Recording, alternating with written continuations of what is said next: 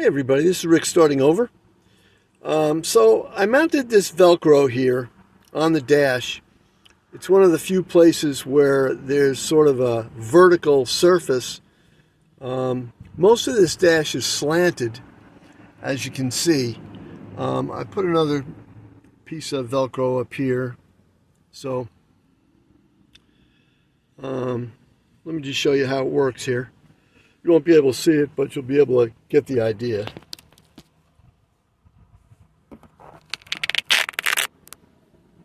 Then we'll try it up here.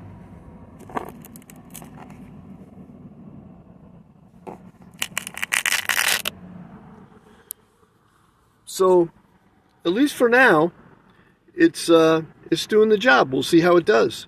This is Rick starting over. Please like and subscribe if you're so inclined. Till next time.